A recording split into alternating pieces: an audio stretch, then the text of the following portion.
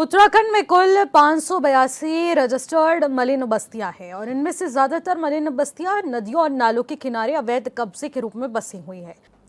तो रिस्पना का रौद्र रूप आपने देख लिया। सिस्टम एक बार फिर से पूरी तरह से सवालों के घेरे में है। नदी किनारे खतरा मंडरा रहा है, लेकिन जिम्मेदार अभी भी खामोश है। एक बार फिर हम लोग यहाँ पर मौजूद हैं उसी चर्चा को करने जिसको लेकर हम हर साल आवाज उठाते हैं। रिस्पना, बिंदाल और भी ऐसे कई मलिन बस्तियां हैं जहां पर वो नदियों के किनारे उन्होंने डेरा डाला है, लेकिन आए दिन जब बारिशें होती हैं उसके बाद जो ये नदियां विकराल रूप धारण कर लेती हैं, ऐसे में मलिन बस्तियां जो नदियों के किनारे बसी हैं उनके लिए खतरा बन जाती। लेकिन उन्हें हटाना, उनका पुनर्विकास करना, उन्हें पुनर्निवास देना, आखिरकार इसको लेकर सरकार के पास कोई रोड मैप नहीं है। इन सबको किसने बसाया, कहां से ये खेल शुरू हुआ, इस पर आज एक बार फिर से चर्चा होगी। हमारे साथ कुछ खास पैनलिस्ट जुड़ रहे हैं, सीधे परिचय करवाती हूं आपका। हमारे साथ राजेश बिष्ट, भारतीय जनता पार्टी के प्रवक्ता, सीधे वर्चुअली जुड़ चुकी हैं। आशीष सैनी, कांग्रेस पार्टी की नेता हैं, वो भी हमारे साथ वर्चुअली जुड़ चुकी है। मीनाक्षी घेल्डियाल, यूकेजी की प्रवक्ता हैं, हमारे साथ स्टूडियो से जुड़ चुकी हैं। प्रेम पंचोली, वरिष्ठ पत्रकार हैं, वो हमारे साथ स्टूडियो से जुड़ चुके हैं। ब्रजभूषण रावत, पर्यावरणविद हैं, वो भी हमारे साथ इस वक्त स्टूडियो से जुड़ चुके हैं। सभी पैनलिस्ट का स्वागत करूंगी। चर्चा की शुरुआत करते हैं ब्रजभूषण रावत जी आपसे कि आखिरकार क्या कहना चाहेंगे। एक बार फिर से हम हाजिर हैं उसी चर्चा को लेकर जिसको हम हर साल करते हैं और हर बार चिंता जाहिर की जाती है कि आखिरकार उन लोगों का होगा तो होगा क्या। इसी बहुत अच्छा विषय आपने लिया है और क्योंकि घटना की 2 दिन पुरानी है। हम कभी पढ़ा करते थे जब सभ्यताओं का विकास हुआ तो ऐसे कहा जाता है कि जितनी सभ्यताएं हैं, जितनी भी जो है हैबिटेशन है, जो बसा, वो सब नदियों के किनारे की। ये तब तक तो ठीक था जब बस्तियां नहीं थी, तब तक ठीक था जब नदियों का एक स्वरूप अपना निर्धारित था। लेकिन जैसे जैसे शहरीकरण बढ़ा, शहरीकरण के साथ साथ हमारे यहाँ जो ये केंद्रीकृत व्यवस्थाएं होने लगी है या जो डिसेंट्रलाइज सिस्टम आया, इन्होंने शहरों के उसके स्वरूप को इतना बिगाड़ दिया कि जिसके लिए कभी कोई मास्टर प्लान बना ही नहीं। अगर आप ये देखिए, मैं केवल देहरादून राजधानी की बात करूं तो 129 यहाँ पे जो हैं मलिन बस्तियाँ बसाई गई हैं। इनमें सबसे पहली बात तो ये है कि कोई, चाहे वर्तमान सरकार हो या इससे पूर्व की सरकारें हैं, उनसे पूछे कि ये बसे कैसे, और इनसे पूछे कि अगर आपको लगता है कि अवैध हैं तो फिर आपने इनके लिए क्या किया। सवाल यह है, अभी मैं उनकी एक प्रवक्ता का बयान सुना कि उन्होंने किसी पार्टी का नाम लेकर के भाई बयान दे करके अपना पल्ला झाड़ देना बहुत सरल है, लेकिन क्या आपने जाना, हमने तो जो अभी तक पढ़ा, अभी तक जो आरोप लगते रहे उसमें ये लगा गया कि आप ही के लोगों के जो 2-3 विधायक ऐसे हैं जो उन लोगों को बसाते हैं यहाँ पे। अगर वो उसमें सही बात है तो आप क्या बरसात होने से पहले क्या उसके लिए क्या मानक आपने बनाए कि भाई ऐसा होगा तो हम क्या करेंगे, या आपने उनको बचाव के लिए क्या आपने लिया। आप ये देखिए कि पूरे देहरादून के अंदर सबसे बड़ी जो समस्या है जो बरसात के अंदर वो आती है ड्रेनेज की, यानी आपके पास नालियाँ नहीं हैं। अब उनका पानी कहीं इधर उधर भरता है, कहीं बस्तियों में भर जाता है, कहीं पॉश कॉलोनियों में भर जाता है, उसके लिए आपकी निकासी नहीं है। अगर ये सारा पानी रिस्पना या बिंदाल में भरने लगे तो आप जो कह रहे हैं कि 2 घंटे बारिश, मैं कह रहा हूँ 2 घंटे नहीं, उससे 2 घंटे पहले ये पूरी बस्ती उजड़ जाती है। दूसरी बात, इन लोगों को लाया कौन, ये लोग हैं कहाँ के। इन लोगों को आपने केवल जो है उत्तराखंड में ला करके इनका आधार कार्ड बनवा के आपने वोट बैंक के लिए बना दिया। सवाल यह है कि आप केवल वोट लेंगे और जब ये मरेंगे तो दूसरे पे इल्जाम लगा देंगे। सवाल ये भी है कि जब आप आपदा न्यूनीकरण है, आप आपदा से प्रबंधन के जो विभाग हैं वो करते क्या हैं, उनका क्या दायित्व तो नहीं बनता है कि वो पहले से ही जो है 1 साल 2 साल 3 साल का एक प्लान लेकर चले, उसमें ये कहें कि साहब इनको हम यहाँ से हटाएंगे, इनको कहीं और बसाएंगे। आप फिर बार बार कहते हैं उन्होंने नहीं बसाया, तो आप अपनी बात कीजिए ना। जिनसे गलती हो गई, जिन्होंने नहीं किया उसको छोड़ दीजिए। बार बार अपनी गेंद दूसरे के पाले में फेंक देना ये कोई समस्या का हल नहीं है। मेरा बेहतर कहना यह है कि अगर आपको अपनी सत्ताएं देखनी है और लोगों का जीवन भी देखना है तो उसके लिए आपको एक मास्टर प्लान के अंतर्गत काम करना होगा, ऐसे में काम नहीं चलेगा। ठीक है, प्रेम पंचोली जी क्या कुछ कहना चाहेंगे आप कि देखिए, एक तरफ हम लोग चिंता जाहिर कर रहे हैं, प्रदेश में बारिश का दौर लगातार जारी है, 3 दिनों के लिए मौसम विभाग ने भी अलर्ट जारी कर दिया है, लेकिन इसी बीच सबसे बड़ी चिंता अगर देहरादून में गहराती है तो वो यही मलिन बस्तियों की जो कि नदियों किनारे बसी हुई हैं। तो आखिरकार इसको लेकर क्या चिंता जाहिर करना चाहेंगे आप। देखो, सबसे पहली बात तो ये है कि सरकार जिनके लिए योजना बनाती है उन पे योजना खर्च नहीं होती, यानी कि उनके साथ उसका इम्प्लीमेंटेशन नहीं होता है, ये स्पष्ट है। उसके दुष्परिणाम आप नदियों के किनारे बसी हुई बसासट के हालात आप देखिए, आप नदियों में फैल रही गंदगी को आप देखिए, उसके जो दुष्परिणाम है वो कई प्रकार के, बरसात के दौरान कई परिणाम उसके दिखाई देते हैं। जब हम देहरादून की बात करते हैं, अभी रावत जी कह रहे थे कि देहरादून में 129 बस्तियां देहरादून में ही है, ऐसा कुछ आंकड़ा आपने बताया। हाँ, तो 129। आप समझ सकते हैं कि देहरादून में कितनी नदियां बहने वाली है, जो बरसाती नदियां हैं। और जब से देहरादून राजधानी बनी तो ये तो स्वाभाविक प्रक्रिया है कि हर कोई आना चाहेगा यहाँ पर। यहाँ पर सौंग नदी है जो पूर्वी और मध्य भाग में बहती है, और जो आसन नदी है वो पश्चिम दिशा की ओर बहती है। तो दो नदियां तो ऐसे पूर्व और पश्चिम दिशा की ओर बहती है, बीच में बिंदाल और रिस्पना नदी बहती है, और उसके फिर और छोटी छोटी उसकी धाराएं हैं जो अलग अलग जगह से बह करके फिर उसी में मिल जाती है। और आसन नदी है, फिर जो जिसको हम टॉन्स नदी कहते हैं, उसका नाम कुछ और भी है, बाल्दी, उसको बाल्दी भी कहते हैं, कुछ उसको नून नदी भी कहते हैं। तो ये जो टॉन्स हो गए, नून, बाल्दी नदी हो गई, या और ये जो रिस्पना हो गई, बिंदाल हो गई, ये सारी मसूरी की पहाड़ियों से निकलने वाली नदियां हैं। अगर हम सौंग नदी को छोड़ भी दें तो ये सारी मसूरी की पहाड़ियों से निकलने वाली नदियां हैं। और उस एक नदी ऐसी कि जो यमुना में मिल जाती है, और सारी नदियां जो है इधर आप गंगा में मिल जाती है, ऋषिकेश के इधर बगल से और इधर के जंगलों से होते हुए सुसवा नदी जो आती उधर से डोईवाला की तरफ से आती है, इधर से आती है, सुसवा नदी के साथ मिलकर के बहुत सारी नदियां आगे जा करके वो गंगा नदी में मिल जाती है। इन नदियों के किनारे को जब आप देखेंगे, इन नदियों के किनारे के लिए एक लाइन हमारे जो देश के बहुत प्रसिद्ध कवि हैं लीलाधर जगुड़ी, उन्होंने पहले एक कविता लिखी थी जब वो उत्तरकाशी रहे थे कि नदियां अपना रास्ता नहीं भूलती। आगे बड़ी लंबी कविता है, उसको सुनाने का टाइम नहीं अभी।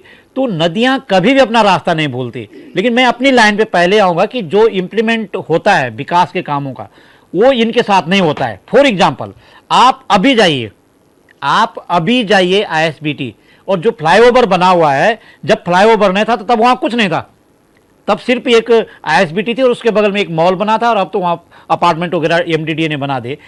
पूरा फ्लाईओवर, या जहाँ से फ्लाईओवर शुरू होता है और जहाँ खत्म होता है ट्रांसपोर्ट नगर में, पूरी फ्लाईओवर के नीचे एक नया गांव बसा हुआ है। ये वही हैं जो बस्तियों को डेवलप करते हैं। अगर वो 1000 लोग हैं, 1000 लोगों में से 100 लोग अगले साल के लिए किसी न किसी नदी के किनारे अपनी झोपड़ी या ईंट नुमा कुछ मकान अपना बना देंगे। 100 लोग, अगर 1000 लोग हैं, वो 1000 फैमिली होगी, 1000 ही फैमिली होगी अगर आप उनको गिनेंगे। उनके पास कोई बिस्तर नहीं, उनके पास एक चूल्हा है, और वो लकड़ी का जुगाड़ ऐसे करते हैं, कुछ मिट्टी के तेल से, पता नहीं कैसे। आप उनको देखिए 3 घंटे तक जो खाने खाने का समय रहता है, किस तरह से वो जिंदगी जी रही।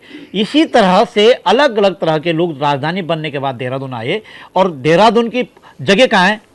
जो जगह है वो तो फॉरेस्ट लैंड है। यहाँ पे फॉरेस्ट लैंड को तो IAS ऑफिसर या कोई प्रभावशाली नेता जो चुनाव जीत करके आता है वही काट सकता है उस जंगल को।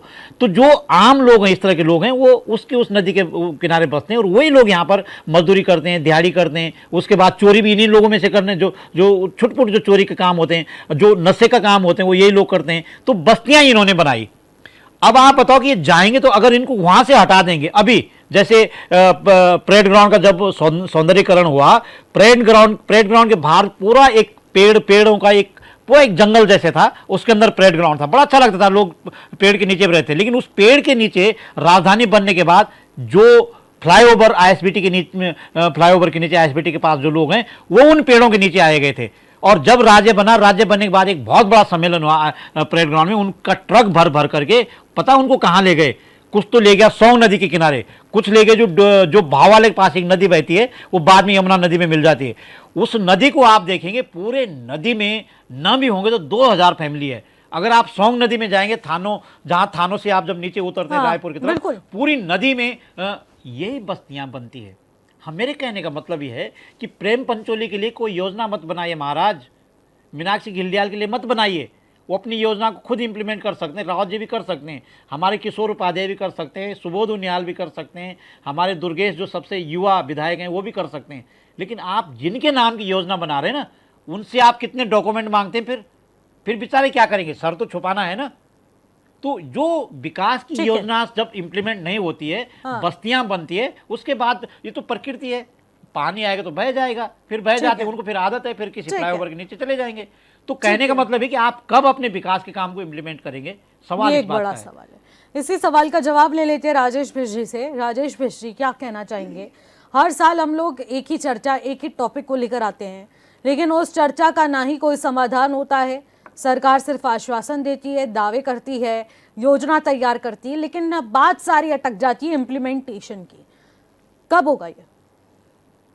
निशी जी, देखिए, निश्चित रूप से जो लोग रिस्पना नदी के पास या बिंदाल पुल के पास जिन लोगों ने बसावट की हुई है, इनकी कुछ बसावटें तो बहुत पुरानी है और कुछ बसावटें जो निरंतर राज्य बनने के बाद बढ़ती रही है, वो चिंता का विषय प्रदेश के लिए है।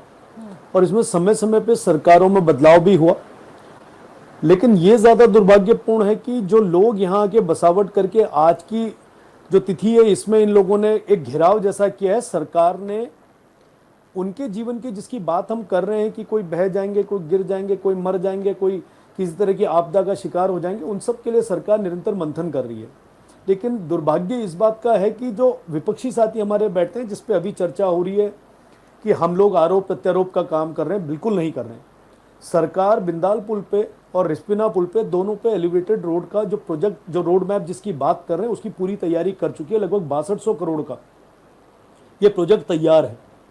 अब जिन लोगों को चिन्हित करके वहां से बाहर करने का काम करना है, उसमें सरकार ने अपने वेरिफिकेशन का जो मैक्सिमम काम है उस लेवल तक पहुंच गई है। और सरकार ने उन लोगों को भी उनके मकानों पे लाल निशान लगा दिए और उनको बता दिया कि आप लोगों ने अवैध कब्जा किया हुआ है, आप लोग समय से अपने लिए यहां से कोई निस्तारण ढूंढिए, क्योंकि आप लोग कहीं पर भी इस भूमि के मालिक नहीं है। और इसके बाद भी अगर आप लोग नहीं जाते तो फिर सरकार जैसे डिमोलिश वाली कार्रवाई कर रही है वो करती रहेगी। लेकिन वहां पे राजनीतिकरण कैसे हो जाता है? जब आपको ध्यान होगा, पिछले साल भी डिबेट हुई थी, तो डिबेट इस पर नहीं हुई थी कि वहां पे फ्लड जोन है और लोगों को वहां पे उनकी जान माल का नुकसान होने वाला है, बल्कि डिबेट इस पर हुई थी कि जिन लोगों के मकान तोड़े जा रहे हैं, वहां पे कांग्रेस पार्टी और हमारे अन्य जो विपक्षी दल हैं वो मजबूती से उनके साथ खड़े थे। तो ऐसे हम ये चाहते हैं, और चर्चा भी हमारी इस बारे में है कि हमारे ऐसे लोगों को वहां से हटाया जाए और वो जोन को सुरक्षित रखा जाए।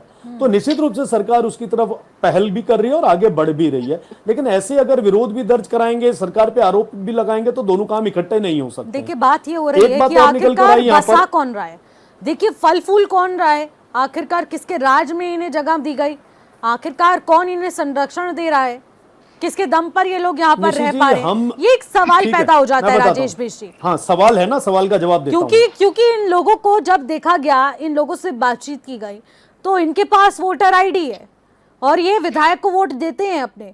अगर आप बिंदाल में चले जाएं तो हरवंश कपूर थे जब विधायक, तब उनको ये लोग सब वोट दे रहे थे। अब सविता कपूर हैं, उनकी धर्मपत्नी, उनको भी यहाँ पर वोट दिए जा रहे हैं बिंदाल का पूरा। और वो कहती हैं हर चुनाव से पहले कि हम आपके लिए पुस्ता बनाएंगे, हम आपके लिए तमाम सुविधाएं देंगे, तमाम तैयारियां करेंगे। अब आप बताइए, जब आप उनको वहां पर डेवलप करने की बात और डेवलप करने के दावे करेंगे, मैंने आपका बताइए, मैं समझ गया आपका सवाल। मुझे ये बताइए कि सविता कपूर जी ने वहां जाके ये कहा कि हम आपकी बस्ती को बचाएंगे, आप वोटर कार्ड ले लीजिए, कांग्रेस वाले प्रतिनिधि ने क्या कहा होगा? उसने क्या कहा होगा कि मैं वहां आ रहा हूं, मुझे वोट मत देना, मैं तुम्हें हटाने वाला हूं? क्या बात कर रहे हो आप? ये सब अपने दावे पेश कर रहे हैं ना। साथ ही जाएंगे, नहीं, ऐसा नहीं होता है, ये कोई जस्टिफिकेशन नहीं है। जस्टिफिकेशन की बात नहीं है यहाँ पर राजेश भिष्ट जी। मैडम सुनिए ना, ये चुनाव से पहले किए गए वादे हैं, सवाल करा, वोट बटोरने का तरीका है ये कोई एक्सप्लेनेशन नहीं है ना। एक्सप्लेनेशन आपके लिए नहीं होगा, मेरे लिए एक्सप्लेनेशन ये कि वहां पे आप कैसे आइडेंटिफाई कर रही हैं कि वो आदमी बीजेपी का वोटर है, कांग्रेस का वोटर नहीं है, उसने बीजेपी को वोट दिया, कैसे जस्टिफाई कर रहे हैं आप इस बात को? वहां के लोगों की बाइट्स में आपको बता रही हूँ, कोई लोगों का बयान है, मेरा कोई पर्सनल रिव्यू नहीं है ना बयान है। मेरा बयान भी ले लीजिए ना, आप मेरा वर्जन चाह रहे हैं ना, तो मेरा वर्जन सुन तो लीजिए एक बार। ये कैसे जस्टिफाई हो रहा है कि कांग्रेस पार्टी का जो प्रत्याशी वहां पर गया, उसने ये कहा होगा कि मैं कल को जीतूंगा, यहाँ पे आपकी बस्ती को खाली कराऊंगा? मुझे बताइए ना। और जिन बस्तियों की आप बात कर रहे हैं, उनका अगर आप नामकरण देखेंगे तो आपको पता चलेगा कि उस बस्ती का नाम नेहरू बस्ती है, उस बस्ती का नाम इंदिरा बस्ती है, उस बस्ती का नाम सोनिया बस्ती है, उस बस्ती का नाम राजीव बस्ती है। तो आप क्या उम्मीद करते हैं कि भारतीय जनता पार्टी ने इस तरह के नामकरण करके उन बस्तियों का बसावट की होगी?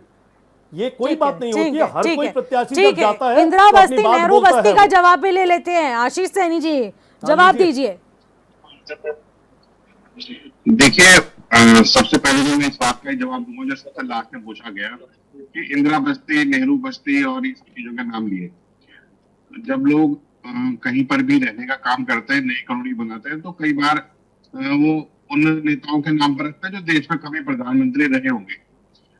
बहुत सारी अटल बस्तियां भी हैं, तो क्योंकि इनकी नजर वहां नहीं जाती। लेकिन मैं एक सवाल पूछता हूँ, आपके ही चैनल पर पिछले साल हम डिबेट कर रहे थे इसी मुद्दे पर। तब हमने कहा था कि आप इनका चिन्हीकरण करके प्रधानमंत्री आवास योजना के तहत इनका मकान बनाइए और पूरे रिस्पना के और सभी नदियों के किनारों पर बिल्कुल खाली कराकर वहां पर उसे कब्जे में ले लीजिए। इन्होंने ये अभी तक ये नहीं बताया कि इन्होंने इस प्रगति दिशा में क्या काम किया है, क्या प्रगति इनकी इस दिशा में रही है, पहली चीज। दूसरी चीज, सरकारी जमीन हो या नदियों किनारे हो, ये निश्चित रूप से बहुत गंभीर मामले हैं जिससे पानी का प्रवाह रुकता है और वहां रहने वाले जो अवैध रूप से रहने वाले लोग भी है तो देश के नागरिक ही, उनके जीवन पे खतरा भी आता है। इसके समाधान के लिए जो अपने सुझाव पिछले वर्ष दिए थे, उस समाधान के बारे में बीजेपी सरकार ने क्या किया, तो जवाब है जीरो है। देश के प्रधानमंत्री ने 2014 में देश को संबोधित करते हुए कहा कि 2022 तक मैं सभी को आवास दे दूंगा। ठीक है। मुझे देहरादून में अभी तक एक सिंगल व्यक्ति नहीं मिला जिसने कहा होगा कि मुझे प्रधानमंत्री आवास योजना में घर मिला है।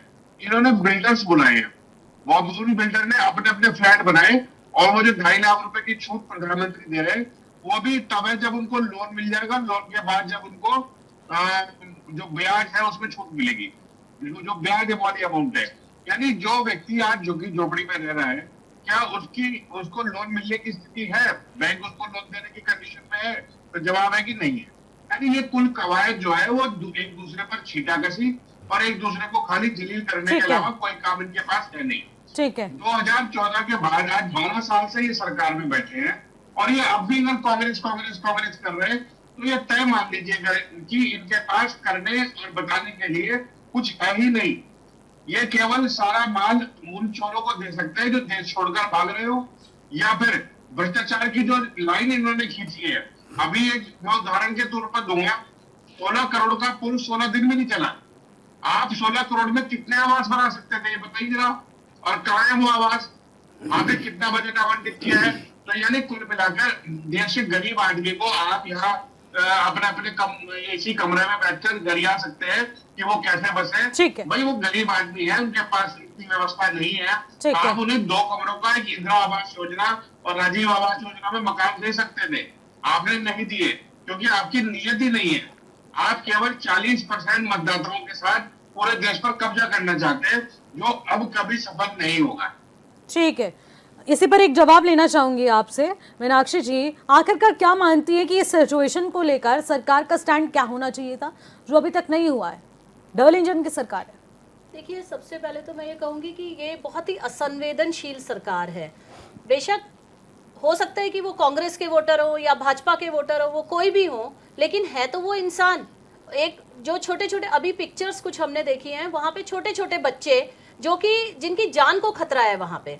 देखिए, यूकेडी की तरफ से मैं ये बोलना चाहूँगी कि जो अवैध है वो अवैध तो है ही, लेकिन अवैध जो भी बसता है वो 1 या 2 दिन में नहीं बसता है। इनको बसने में सालों साल लगे हैं। और अगर भाजपा आज भी कांग्रेस के ऊपर इस पे आरोप लगा रही है तो कहीं ना कहीं भाजपा को भी ये देखना पड़ेगा कि पिछले 10 सालों से इनकी सरकार है यहाँ पे, इनको कहीं ना कहीं सेटल करना चाहिए था। और सबसे पहले तो इन्हें एक स्टैंड लेना चाहिए, या तो ये इस बात पे अड़े रहें कि जो अतिक्रमण है उसको हम हटाएंगे, या तो वो इस बात पे अड़े रहें कि हम इन अतिक्रमण वालों को 10 सालों से बचा रहे हैं, फल फुला रहे हैं। क्योंकि आप ये देखिए ना, जब वहाँ बिजली का कनेक्शन है, वहाँ पानी का कनेक्शन है, वहाँ आंगनबाड़ी, ये वो सब कुछ सरकारी बना हुआ है, तो उसके बाद ये मतलब कैसे ये बात कर सकते हैं कि अतिक्रमण हम हटाने चले हैं या हम हटाना चाहते हैं। दूसरी चीज मैं ये कहूंगी कि आप उन बस्तियों में जाके देखिए, मैं मतलब सरकार ने बिल्कुल आंखें बंद की हुई हैं इन सब चीजों को लेके।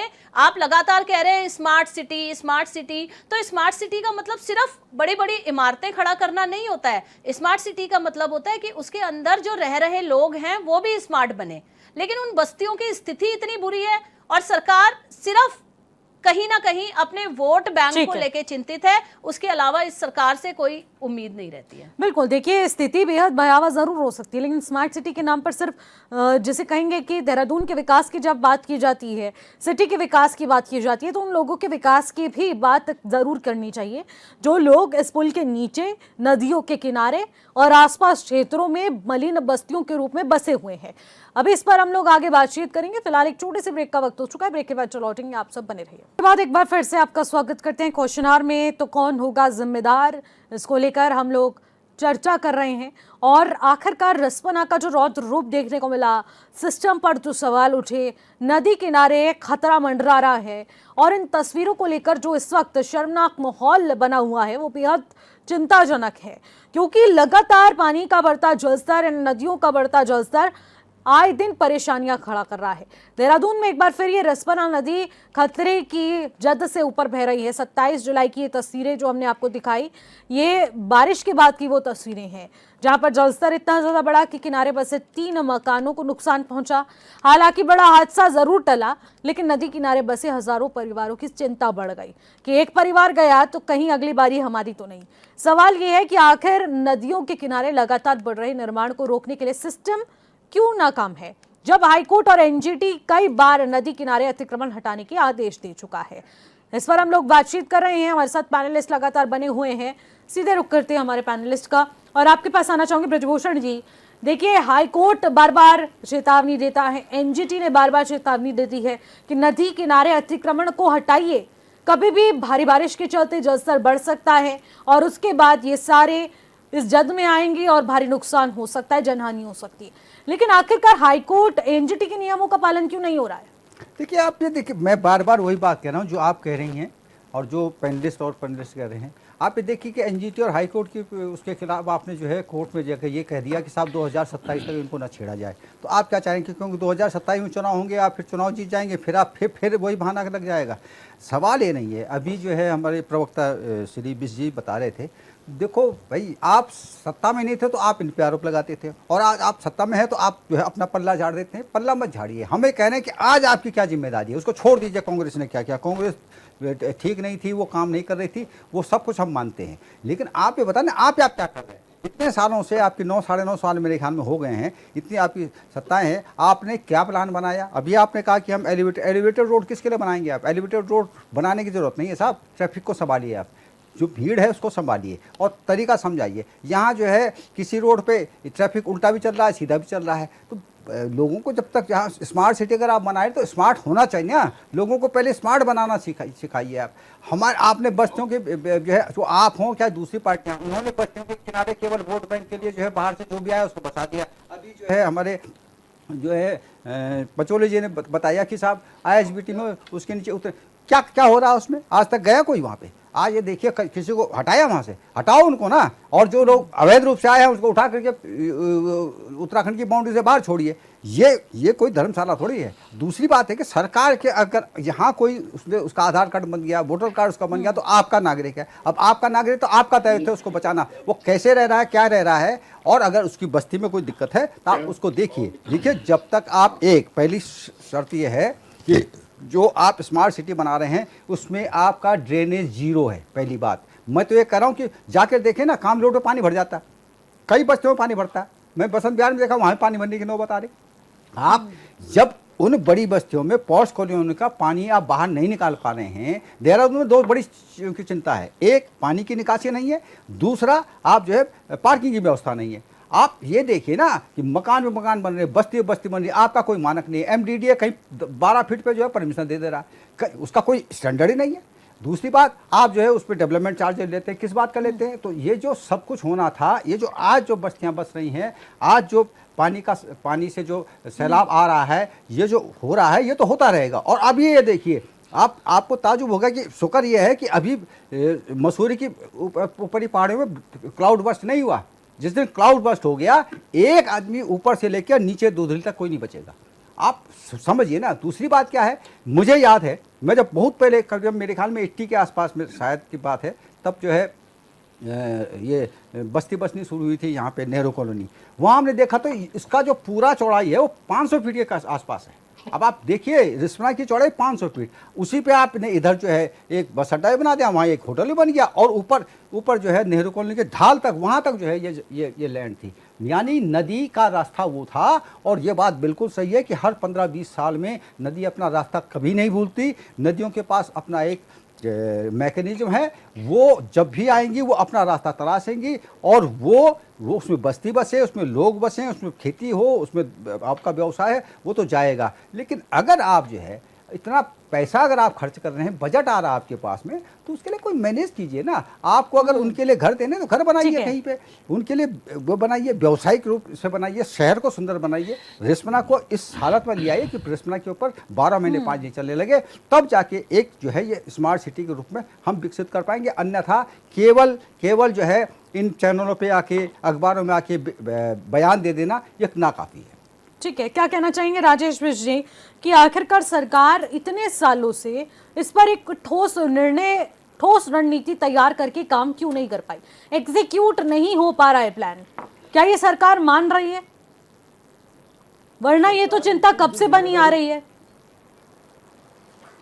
सरकार जिस जिम्मेदारी से अपना काम कर रही है वो सरकार समझती भी है, और प्रशासनिक अधिकारी चाहे नगर निगम के हों या एमडीडीए के हों, वो भी अपना काम कर रहे हैं। जैसा मैंने पहले भी बताया आपको कि पिछले साल जब वहाँ पे अतिक्रमण पे सरकार अपना काम करने गई थी, नगर निगम और एमडीडीए, आप सबने कवर किया था उसको, किस प्रकार से विपक्षी साथियों ने आके वहाँ बवाल काटा था, किस तरह से वहाँ पे उन्होंने उनके बचाव में काम किया था। सरकार यही कहना चाह रही थी कि जिनकी बसावट आज से 30 साल पहले, राज्य बनने से पहले अगर वहाँ पर हुई है, वो अपने कागज दिखाएं, अपने डॉक्यूमेंट्स दिखाएं, और उनकी वेरिफिकेशन होगी। अगर उनके पेपर्स ठीक है तो वो वहाँ पे रहें।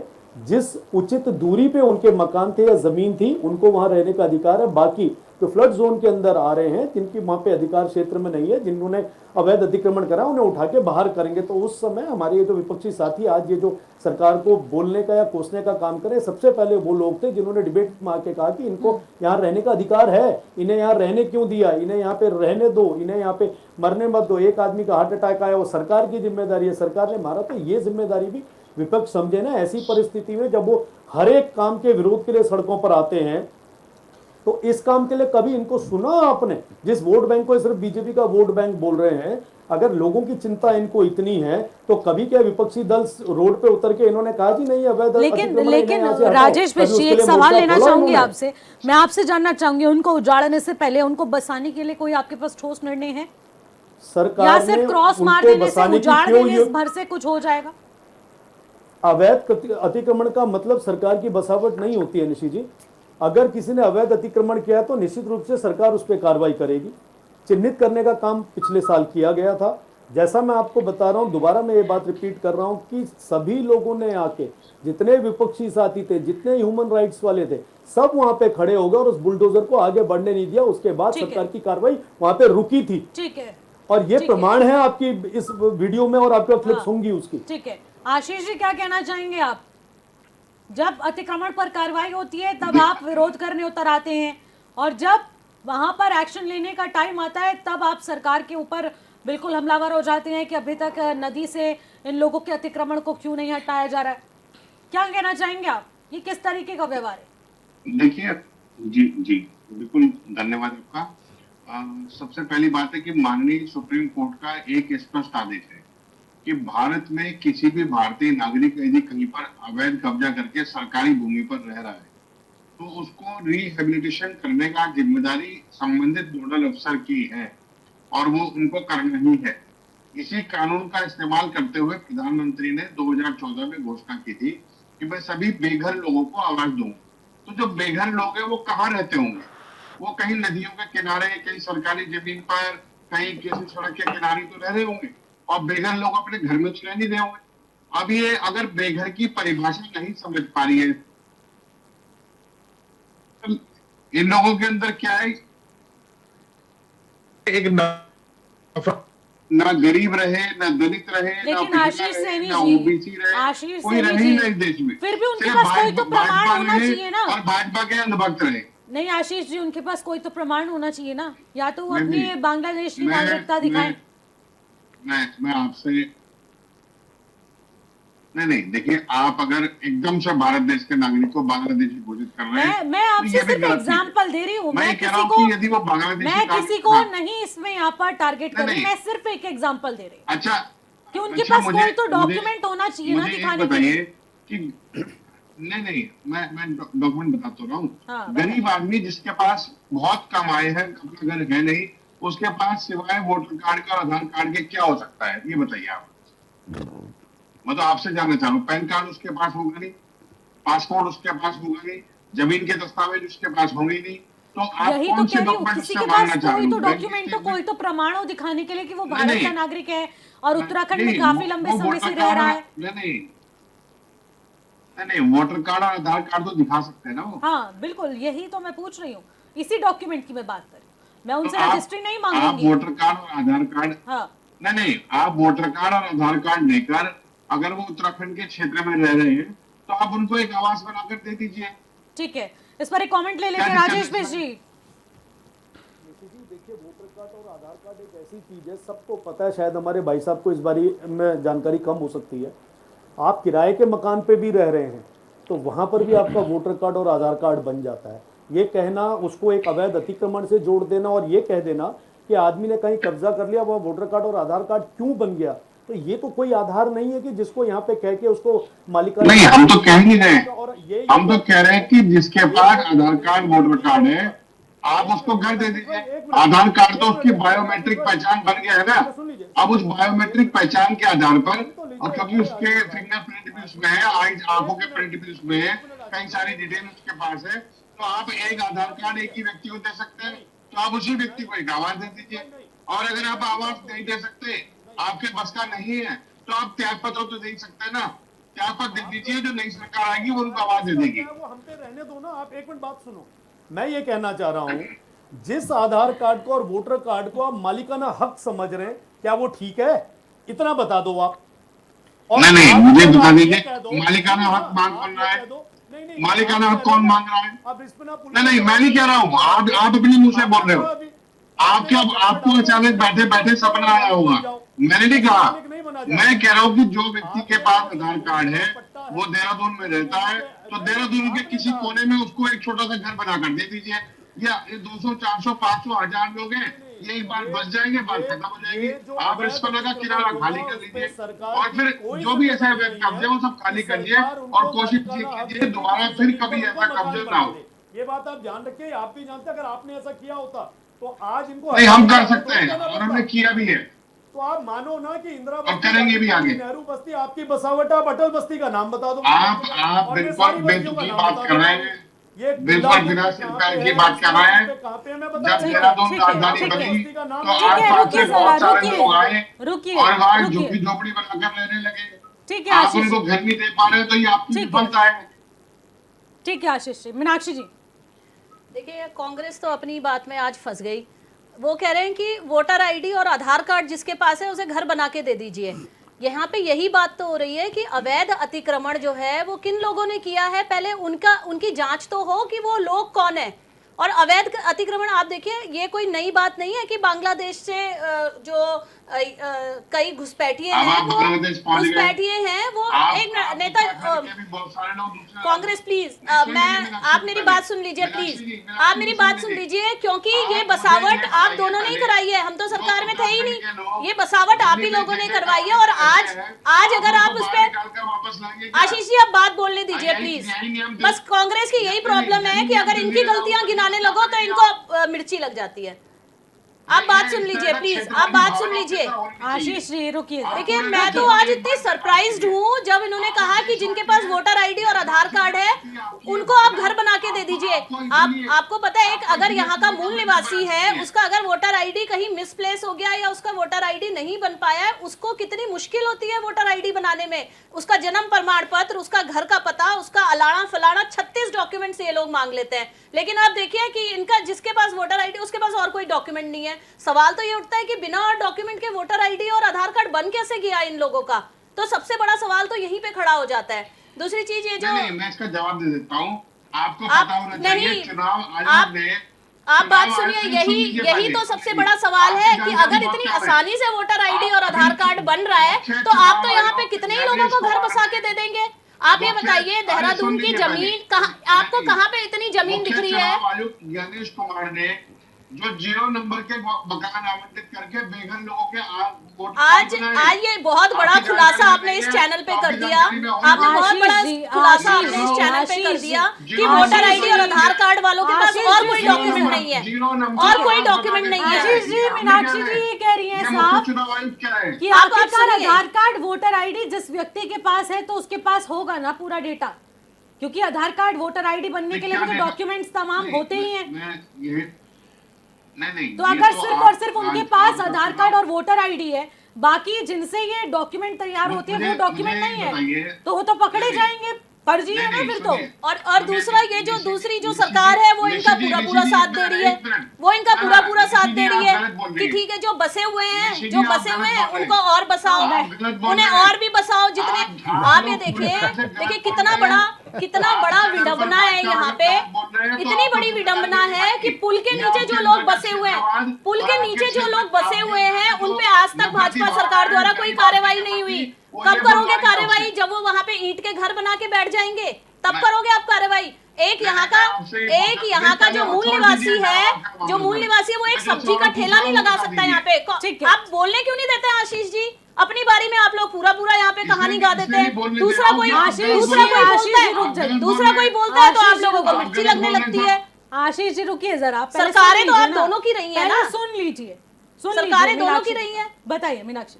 देखिए समस्या सबसे बड़ी यही है कि इन दोनों ही पार्टियों ने एक दूसरे के ऊपर आरोप लगा के सिर्फ राजनीति के जो रोटियां हैं वो सेकी हैं, लेकिन जो मूल समस्या है उसके बारे में इन दोनों ही पार्टियों ने बात नहीं की है। आज आप देखिए कि देहरादून में जो जनसंख्या का दबाव है उसके पार्टी को निरीक्षण करके आप राजनीति कर रही है नहीं कर रही है। आप बात सुनिए, आपने जो जिस तरह की राजनीति को आप लोगों ने बना दिया है ना, आधे से ज्यादा कांग्रेसी सत्ता के लालच में भाजपा में चले गए। बहस कौन कर रहा है? आज भाजपा का कांग्रेसीकरण हो अभी रखा भी है। आप देख रहे हैं बहस कौन कर रहा है? यूकेडी और कांग्रेस, और राजेश जी यहाँ बैठ के मुस्कुरा रहे हैं। अब आप समझिए जरा कि आप लोग कहाँ पर है, राजेश जी कहाँ पर है।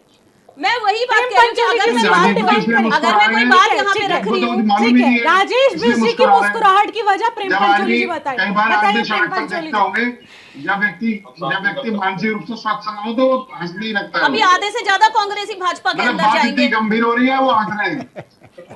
तो रुकिए आशीष जी, अभी नहीं, मुस्कुराहट की वजह तो जानते प्रॉब्लम हैं। ये है कि इन पे कोई मुस्कुराहट सवाल की नहीं वजह खड़ा होना जानते चाहिए। हैं। बताइए प्रेम पंचोली। भाई मैं तो कुछ बोलना चाहता नहीं, मैं तो इसलिए जानता हूँ कि ना तो ये आवाज दे पाए और ना ही ये गरीब लोगों की व्यवस्था कर पाए, ना ही रिश्वत प्रेम का किनारा पंचोली जी खाली आप कर अपनी पाए। बात रखिए। ये तीनों ही मामलों अगर में आप फेल लोग है। शांत हुए तो हम वजह जान लें। प्रेम पंचोली जी। देखो, आप थोड़ी सी बरसात के दिन कोई भी जितने भी यहाँ डिबेट में बैठे हुए, आप सहस्त्रधारा रोड जाना और आईटी पार्क जाना, और वहाँ से जो पानी का बहाव आता है, क्योंकि वो थोड़ा ढलान पे है, पूरे रास्ते, पूरी सड़क, कोई नदी, कोई नाला, कोई खाला, कोई रास्ता, कोई चौक, कोई आंगन ऐसा खाली नहीं रहेगा जिसमें पानी नहीं भरता है। अब आप बोलो ये पानी कैसे बढ़ता है? उससे ऊपर जब आप जाओगे, जहाँ पर जहाँ पे हेलीकॉप्टर बैठते हैं उसके बगल में ऊपर, उस जगह का नाम भूल गया मैं, लगभग 2000 से 2500 परिवार वहाँ बसे हुए होंगे। वो सारे वही लोग हैं जिन लोगों की बात आप और हम यहाँ अभी 1 घंटे से कर रहे हैं। बिंदाल पुल और रिस्पना पुल नदी के किनारे जो लोग बसे हुए हैं, उन्हीं लोगों के नाते, रिश्तेदार, दाई भाई सब लोग वहाँ बसे हुए। कभी वो जगह जो है वो जगह गुज्जरों की हुआ करती थी वो जगह, तो सारे वहाँ सारी नालियाँ भर गए। उन लोगों के पास वोटर आईडी है, फोटो पहचान पत्र है, टेलीफोन का बिल देते हैं, घर घर पानी ले जा रखा है। वो जो जगह है, आप बिल्कुल कमर तक वहाँ पानी आता है, वो सारा पानी बह करके देहरादून शहर की तरफ आता है। और बिंदाल और रिस्पना और सुसवा नदी और टोंस नदी, नून नदी, सौंग, ये सारी नदियाँ उफान पे आ जाती है, क्योंकि सारी नदियों का जो कैचमेंट एरिया है मसूरी और मसूरी से नीचे वाला क्षेत्र, जहाँ मैं कह रहा हूँ कि पानी से भर जाता है, वहाँ भी वही लोग बसे हुए हैं। लेकिन मैं पहले वाली लाइन जो मैंने पहले बार कहा कि जिनके लिए योजना बन रही है उन लोगों पे इम्प्लीमेंट नहीं हो रहा है। मैं आपको बता दूं कि सहदारा रोड पे और राजपुर रोड से लेकर के सहदारा रोड से पूरा जो जोन है, पूरा जोन जो है जोन 5 में आता हो, वहाँ मल्टी स्टोरी बिल्डिंग बनी हुई है, 25-25 मंजिल, 20 मंजिल। आपको बता दूं कि भूकंप की दृष्टि से वो जोन 5 में है, वो 4 में भी नहीं। जो भी एक रिसर्च आई है अब वो जोन 5 में आ गया है। झोपड़ी वालों ने बनाए होंगे। नहीं, सुनो सैनी जी, आप पहले पूरी बात सुनो। जब वो पूरी मल्टी स्टोरी बिल्डिंग ढह जाएगी ना, तो वहां जो रह रहे होंगे लोग, जो मर जाएंगे, जो बच जाएंगे, उनके लिए तुरंत सरकार पैसा दे देगी, पैकेज दे देगी। लेकिन जब बिंदाल बस्ती के लोग बह जाएंगे, उनको कोई कुछ नहीं देने वाला। तो ये ह्यूमन राइट्स का उल्लंघन है कि नहीं है? तो कहने का मतलब यह है कि जब आपकी बस्ती, इतनी बड़ी बस्ती, आपको क्या मजाल कि बिंदाल पुल और रिस्पना पुल की बस्तियों को आप हटा सकते हैं क्या? कोई धुरंधर, कोई धाकड़ नहीं हटा सकता, चाहे आप कुछ भी कर दो, कोई नहीं हटा सकता उनको। लेकिन है कि उनके जो ह्यूमन राइट्स हैं, उनके जो जिंदे रहने के जो अधिकार हैं, वो उनको मिलना चाहिए। और वो नदियों को कैसे सुरक्षित रखा जाना चाहिए, वो उनको मिलना चाहिए। तो ये बड़ी बात है। और राजेश मिश्र, निशी जी देखिए, अभी हमारी छोटी बहन ने एक बात कही कि सरकार में या तो कांग्रेस रही या बीजेपी रही, हम तो कभी सरकार में नहीं रहे। मैं थोड़ी सी जानकारी शुद्ध कर देता हूँ। 2007 से 12 की जब भारतीय जनता पार्टी की सरकार थी, उसमें दिवंगत दिवाकर भट्ट जी के पास जो विभाग था, आज की चर्चा से संबंधित है वो विभाग, उनके पास रेवेन्यू और अर्बन डेवलपमेंट था। शहरी विकास और राजस्व, दो विभाग उनके पास थे। मैं छोटी बहन को सिर्फ इतना कहना चाहता हूं कि शहर के सौंदर्यीकरण का जो सबसे महत्वपूर्ण विभाग था, जिसमें रिस्पना पुल, टोंस नदी, बिंदाल पुल, शहजदारा, ये जितनी नदियों की बात कर रहे हैं, 5 साल तक हमारे यूकेडी के मंत्री जो रहे, उनके द्वारा इसके सौंदर्यीकरण की जिम्मेदारी और अवैध कब्जे पे, जिस अवैध कब्जे का हम बार बार ही जिक्र कर रहे हैं, कभी कांग्रेस, हम कांग्रेस को कह रहे हैं, कांग्रेस हमें कह रही है। निश्चित रूप से जब मैंने अपनी बात शुरुआत में कही, तो मैंने यही बात कही कि पूर्व में भी सरकार रही है और यूपी के टाइम से इन बस्तियों की बसावट है। मैं किसी पार्टी, किसी सरकार पे आरोप नहीं लगा रहा हूं, लेकिन निश्चित रूप से जो भी सत्ता में रहे, उनकी जिम्मेदारी रही कि ऐसी अवैध बस्तियों को वहां से हटाएं, ताकि उनकी जो लिविंग राइट्स हैं उस पे कहीं ना कहीं उनकी जिम्मेदारी से उनका बचाव किया जाए। लेकिन जैसे मैंने कहा, पिछले वर्ष हमारे सारे विपक्षी एक हो गए और बुलडोजर के आगे आ गए, इन्होंने वहां पे नहीं अतिक्रमण को हटाने दिया। तो ये जिम्मेदारी भी है, खुले मन से बोले ना यहाँ पे कि हम लोग जिम्मेदार हैं, हम यहाँ पे तो कोसते हैं सरकार को, लेकिन जब वहां पे हटाने की बात आती है तो बुलडोजर के आगे खड़े हो जाते हैं, ह्यूमन राइट्स की बात करने लग जाते हैं और सरकार को काम नहीं करने देते। नहीं तो आप आवाज बनाकर दीजिए ना प्रधानमंत्री आवास योजना के, देने में क्या दिक्कत है? किससे पकड़ रखा आपको? आप यहाँ पर आकर इतना बड़ा भाषण झाड़ रहे हैं। आपने, प्रधानमंत्री ने कहा था 2014 में कि हम सबको आवाज देंगे, आप आवाज दे नहीं पा रहे, अपनी रिफॉर्म काम कर रहे हैं। आशीष जी, जैसे बंगाल से उन्हें भगाए, यहाँ से भी भगाएंगे। आशीष जी, सरकार जो भी कार्रवाई करेगी हाईकोर्ट के निर्देश, एनजीटी के निर्देशों के तहत ही तो होगी ना, खिलाफ जाकर तो नहीं तो सुप्रीम कोर्ट का आदेश मानने में क्या दिक्कत है? हाई कोर्ट का और एनजीटी का आदेश आप मान रहे हो, सुप्रीम कोर्ट का आदेश क्यों नहीं मान रहे हो? आप लोग एक पिटीशन मतलब जो इनको अच्छा लगेगा वो ये मान लेंगे, जो नहीं लगेगा वो नहीं मानेंगे। Final comment. ये देखिए कि 5 साल जो राजस्व विभाग उन्होंने लिया, उसका तो पूरा इनके पास डिटेल है। लेकिन उसके बाद जो इनके राजस्व मंत्री आए, उसके बारे में इनकी कोई कहानी, मतलब यहाँ पे ये बोलेंगे नहीं। दूसरी चीज मैं कहूंगी कि अगर एनएचएआई का ऑर्डर आता है तो इनके पेड़ कटने तुरंत शुरू हो जाते हैं, लेकिन एनजीटी और सुप्रीम कोर्ट को ये ऑर्डर्स को ये लोग फॉलो नहीं करते हैं, क्योंकि वहां पे इनको कोई फायदा नजर नहीं आ रहा है। लेकिन पेड़ काटने में इनको फायदा नजर आया तो वो ऑर्डर इन्होंने तुरंत मान लिया। तो ये इनके लिए, ये जो हमने पहले भी कहा, ये जो व्यक्ति है ये सिर्फ एक वोट है। और आप सोचिए कि कभी ना कभी तो ये इंतजार कर रहे हैं कि ऊपर से पानी का बहाव आए और इन लोगों का अपने आप सफाया हो जाए। तो मुझे लगता है यही वेट कर रहे हैं और इन लोगों के जीवन से इनका कोई लेना देना नहीं है। ठीक है, ठीक है। ब्रिजभूषण जी, एक फाइनल कमेंट, 10 सेकंड। मैं थोड़ा सा पहले मैं सैनी जी का और बिस्टर जी के दोनों ही प्रवक्ताओं 10 सेकंड का के, टाइम हाँ, है। मैं ये फाइनल कह रहा कमेंट हूँ कि आप ये बताइए कि मूल निवास से स्थायी निवास की ओर किसने बदला? पहली बात, तब कांग्रेस की सरकार थी, ध्यान ही दीजिएगा। दूसरी बात, मैं बिस्टर जी को क्षेत्रवादी विचार पर बात विचार के नहीं है। आपने अभी जो बात कही, मैं उसको कह रहा हूँ, मैं आपके बीच में नहीं बोला, पहली बात ध्यान रख लीजिए। मैंने आपसे कहा, आपने अभी कहा आधार कार्ड और जो है वोटर कार्ड, आधार कार्ड और वोटर कार्ड से कोई यहाँ का मूल निवासी नहीं हो जाता। और इसका मतलब ये नहीं कि अगर वो यहाँ आ गया तो उसके लिए पहले हम यहाँ रहने की व्यवस्था करेंगे। ठीक है, अपना रोजगार के काम करे, विदेश का नागरिक है, वो कहीं भी जो है कमाई खा सकता है। दो था बिस्ट जी से थोड़ा सा, और अभी आपने थोड़ा सा बिस्ट जी, आपके अभी तपोवन के अंदर जो है जो एक अवैध बस्ती बसी, जिनको अभी क्रम से हटाने की कोशिश की, उनको पानी दे दिया, बिजली दे दी, ये आपकी 10 सेकंड बिस्ट जी।